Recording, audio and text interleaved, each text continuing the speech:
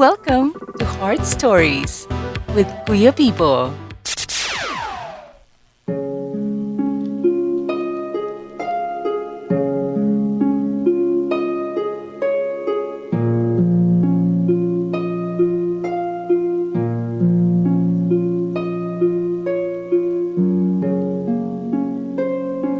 Kawiner, welcome back in our Heart Stories. Kaabot gapon si Kuya Bibo. Diri sa 107.9 Win Radio, Iloilo. Kawiner, subong nga hapon, kabay nga ara na kamo sa inyo sining nga mga komportable nga mga pwesto. Ang iba nagahilay-hilay, ang iba nara na sa paborito nila nga mga papag, sa balkon, sa inyo sining nga mga sofa o sosyal. Sana all may sofa, no? Anyway, sa mga team office naman, isagid ka, maayad-ayad nga hapon sa inyo tanan mga kawiners naton nga mga employees, no? Kung ready na kamo, kawiner, ready naman si Kuya Bibo para sa pagbasa na sang sulat sang aton sining nga letter sender sa subong nga hapon. Kuya Bibo, may adlaw sa imo kag sa mga listeners ng Heart Stories. Please call me Joy, not my real name. Pasensya kung need ko i-hide akon nga true identity. Medyo tama ka confidential, complicated. Gani, hindi pa mo na ka-open ang akon nga pagkatawo sa akon nga boyfriend now for 3 years. Yes, Kuya Bibo. May boyfriend ako and itago na lang naton siya sa name nga Jay. So ako si Joy, siya si Jay. Hindi namon mga matuod nga pangalan. 3 years and 2 months na nga kami.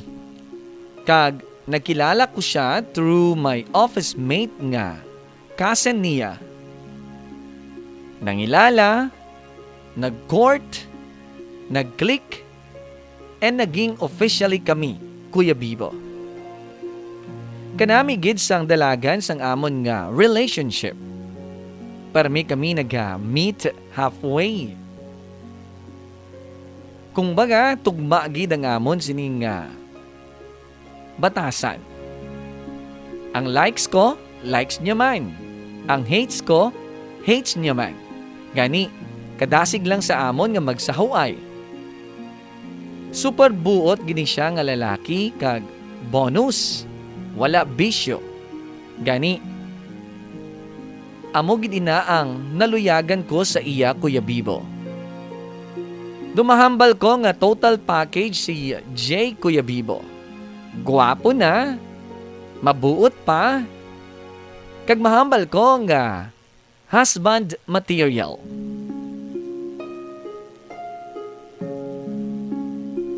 Actually, nag-start na kami nga magplano sang amon nga kasal.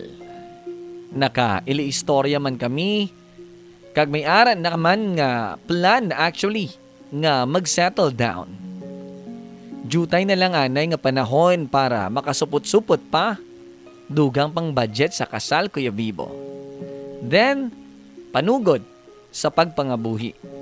Kung okay na, tiya mo na gid na ang pakadtuan namon nga duha.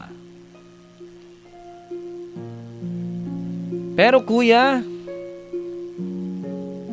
may dako ako nga palaligban because sang dako kuman nga sekreto sa kabuhi. Yes, I have my biggest secret in life nga natago-tago nakon sa akon nga boyfriend nga si Jay. Kag sa subong wala gid ako sang kaisog, sang buot nga magpakatotoo sa iya. Amo gid ini ang ginakahadlukan ko sa tanan.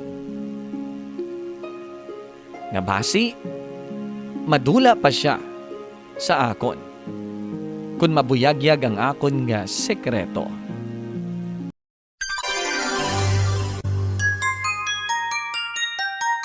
You're listening on Heart Stories, and Music and Heart Billionaire. Subscribe now.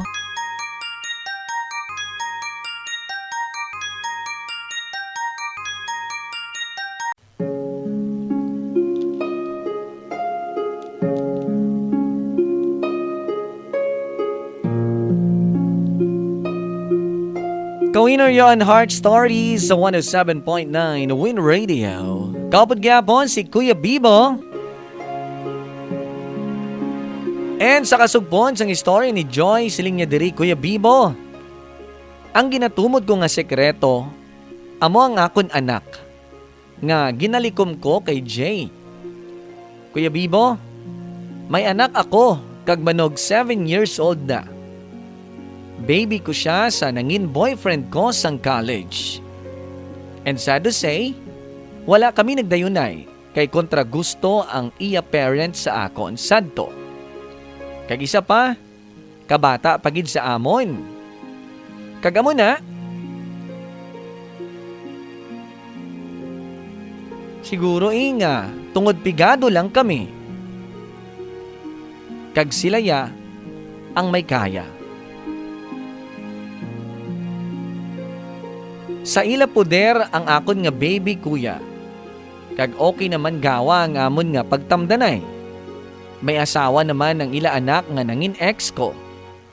Kag ang baby ko, pwede ko man mahulam anytime. We have good relationship nga na-establish naman sang akon nga baby. Nakita ko man nga maayo ang pagpadako sa iya sa mga pamilya sa nangin ex ko. Gani, wala naman ako nag-decide nga kuhaon pa siya. Kag palangga siya katama sang lolo kag lola ya.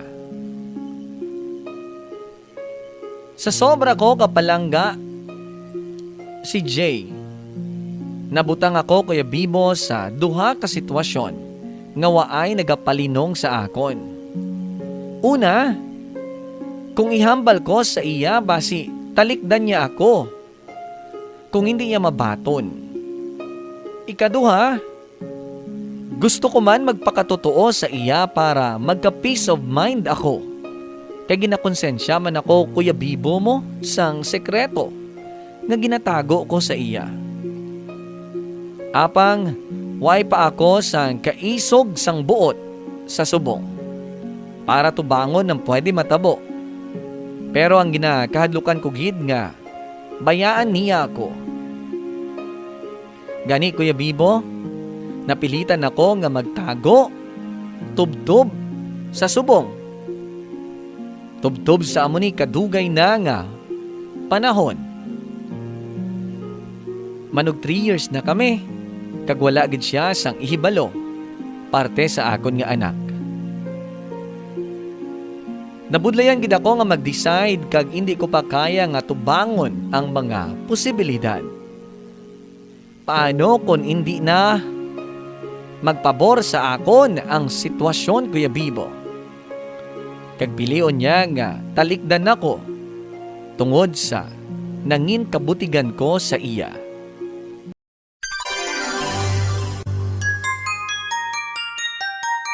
You're listening on Heart Stories, and Music and Heart Billionaire. Subscribe now.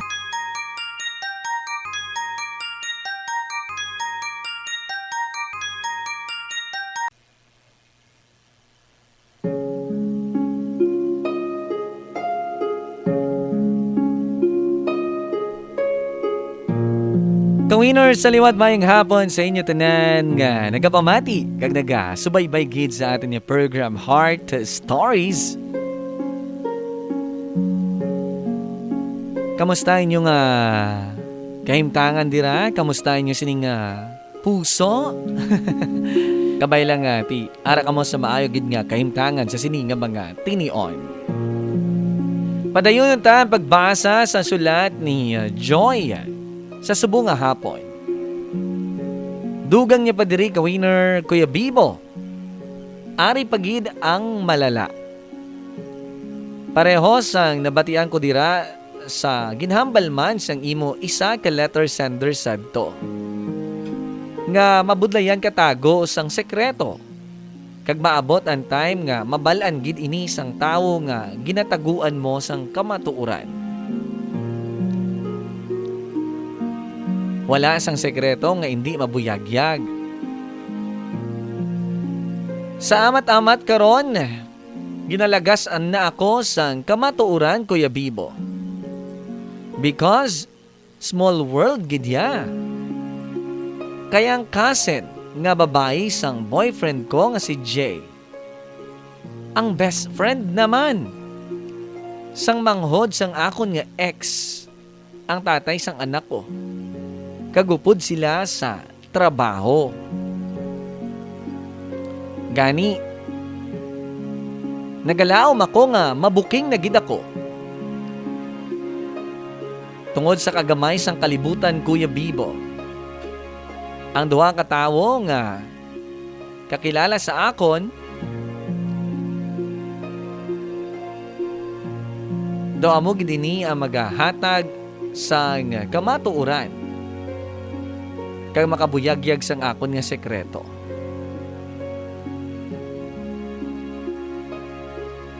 Do makahambal ka nga do hindi gid magtugot ang kapalaran nga makatago ako sang sekreto tubtubsan o kuya.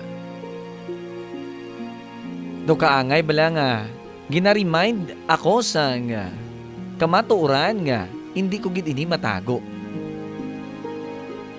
Sa karon, gusto ko nga unahan na lang ang pakaisa niya. Kay basi makasugid ini kag hindi pa maayo ang mangin outcome sini. Kay ibagid ya, no? Kag gusto ko, Kuya Bibo, nga sa akon mismo mahalin ang matuod. Kuya Bibo, hindi pa tani para sa akon ng right time. Pero syempre, kaisa, napamangkot ko man ang self ko. Nga saan o pagidman bala ako mangisog para magpakatotoo. Isagid nga nanugunan ko o nanugunan gid ako nga manumdum kuya nga makadto lang sa wala ang tanan namon nga mga handom kag plano ni Jay. Kung hindi niya ini mahimo mabaton nga may anak na ako, ang akon dako nga sekreto sa iya.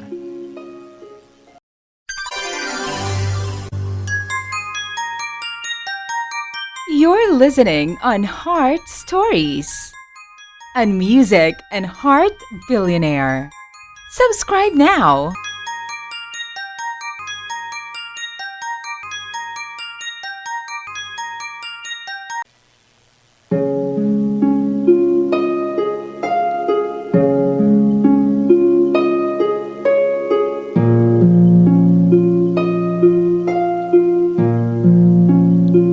Ka-winner, welcome back sa Heart Stories. Kag sa katapusan ng bahin sang sulat sang ato sining letter sender nga si Joy.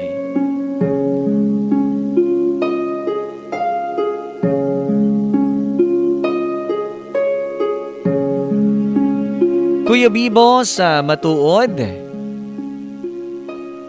hindi ako abi makasalig nga mabaton lang ini ni Jay basta-basta.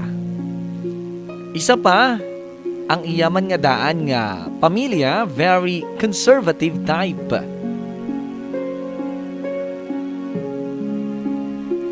Desidido kag sincero siya sa akon na feel ko gid ina, Kuya Bibo. Pero I can't guarantee nga amo na lang man ina kahapos ang pagbaton niya. And if matabo, kuya, nga pilion niya nga makigbulag sa akon, sa subong pa lang nga ginapanumdum ko, nasubuan gid ako, kuya. Now, decided na siya for marriage. Amo ina, nga dako katama man ang pressure sa akon subong. Nga kinahanglan ko na nga magdesisyon kung magpakatotoo ako or pabayaan ko na lang nga kusa na lang nila nga madiskubre ang parte sa akon nga anak. Maski ako, buo na ang akon nga buot nga siya nagid ang gusto ko nga makaupod nga lalaki sa kabuhi. Pero tanan nga ini, kuya, kung baga, tagilid pa. Wala pa sang kasiguraduhan. Samtang syempre, wala pa ako maka-admit kag maka-reveal sang akon nga biggest secret kay Jay kag sa iya pamilya. Kuya, I really do hope nga one day makabugtaw na lang ako nga tawhay na ang tanan. Nga wala na ako ginabother sang konsensya ko. Kag relieved na sa mga worries and doubts. Tani, amula na kahapos, no? Nga mabugtaw ka na lang isa kaadlaw nga wala na initanan. Nga nabaton na niya. Pero hindi amo na kahapos. Nagliga dabi, wala man ini dako gid nga pressure sa akon. Pero lain nagali kuya no kung sudlon mo na ang pagpakasal nga issue. Kag may sekreto ka pa nga ginatago-tago sa imo nga partner. Kag subong kuya, kinahanglan ko na gid sa kaisog para maatubang ining greatest fear sa kabuhi ko. Hindi ko man pwede nga ikahuya ang ako niya anak. Kagtaguon na lang sa iya. Pero mas dako man ang kagustuhan ko nga hindi ako mabayaan ni Jay. Ano ang nagakadapat ko nga obrahon, kuya? Pwede bala matago ko lang ini hasta sano? Paano kung hindi niya mabaton kag bulagan niya ako?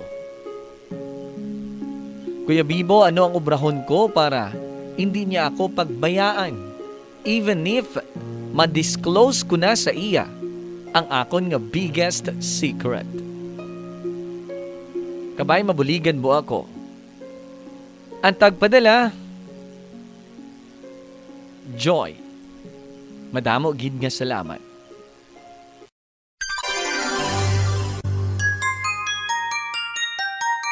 You're listening on Heart Stories, on Music and Heart Billionaire. Subscribe now.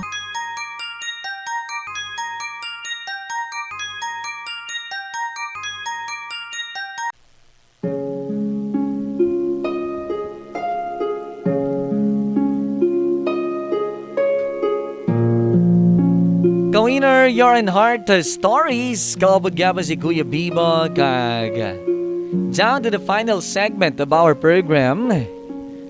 Oras na para sa Thoughts on the Matter ni Kuya Bibo. And I hope, Joy, nagapamati kag gitsubong. Medyo mabugaat ang imo sining sitwasyon. And I believe do naka-encounter na kita no diri sa ato ni Heart Stories ang kaangay sining nga problema from the past. Sa mga nagliligad natin nga episode nga dugin likom man ang iya sining nga anak and amo man ang iya sining nga dilemma. I'm not sure no. Pero do naka-encounter na kita sang kaangay sining nga scenario. Personally, Joy, ako no, as a guy, as a lalaki, ako lang niya opinion, why man kuya issue kung single mom or waay ginswerte, no? Nga, let's say ginswerte, no? Nga nakakita ka man sang babae nga single mom, no? Kag may bata, para sa akon, why gidya issue? For as long as you love the person. No? Kay why sing maka pugong sina, basta palangga mong tao, baton mo ang tanan-tanan nga flaws sini sa iya.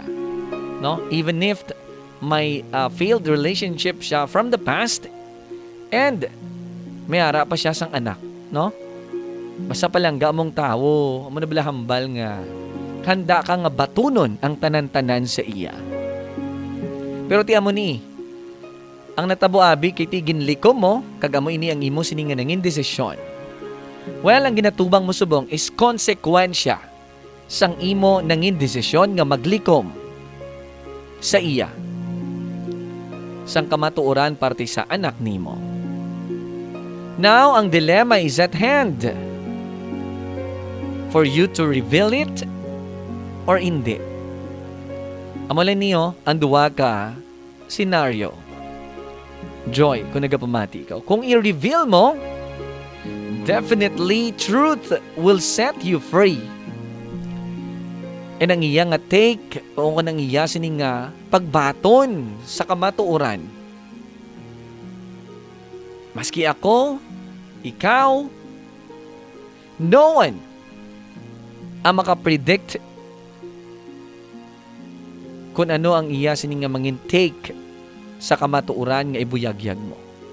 Pero, let's hope for the best. Nga ma-accept niya kag mangibabaw ang love and respect niya sa imo.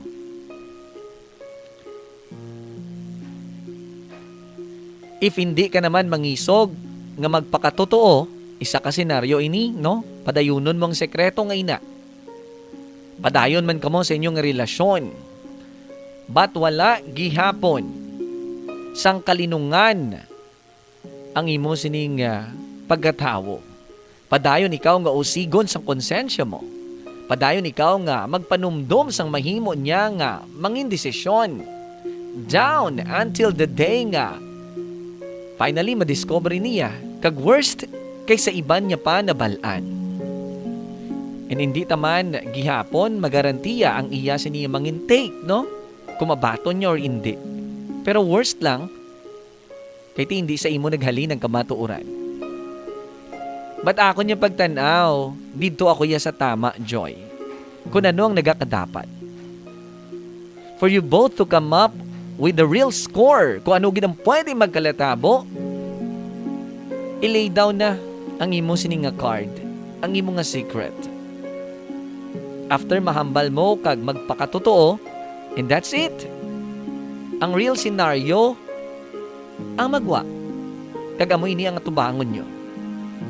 Kung mabaton niya or hindi. If hindi, then hindi mo siya ma-blame. Tapos ang istorya.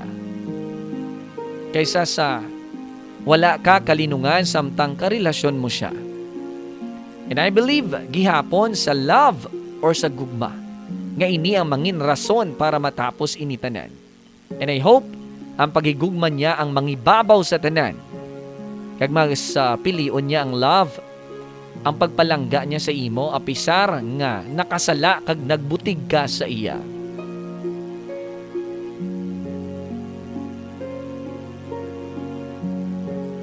Well, kinahanglan mo lang gid magpakatotoo. No? Kaya mo malang di ang issue ang pagtago mo sa iya sang kamatuoran. If you can prove your validation, no, sa iya, kag mapahangop mo sa iya nga nahimo mo nga itago ini sa iya. So happy ending na. Pero kung he is not into relationship anymore, maski nagpakatotoo ka, need mo man inighapon nga respetohon. Kay una bes, kabalo ka sang nangin kakulangan mo. But again, let's hope for the best. Pray and be sincere lang sa imo nga tinutuyo nga ipabalo sa iya. Kay tungod, sa palangga mo siya and kabay nga matapos ini nga kamo gihapon. Kag ang love nyo sa isa kag isa ang magapangibabaw gid. No? Kag dala sa inyo sa reconciliation and forgiveness for you to have the true happiness samtang magkarelasyon. Joy, pray for God will always listens, especially pure ang imo nga intensyon para sa kaayuhan nyo nga duha. Kagabay si Jay will understand you nga anahimo mo ini. And he will still chooses you to love you and can't afford to lose you. Apisar sang sala nga nahimo mo. God bless you, Joy. Brought to you by Music and Heart Billionaire. Don't forget to like and subscribe.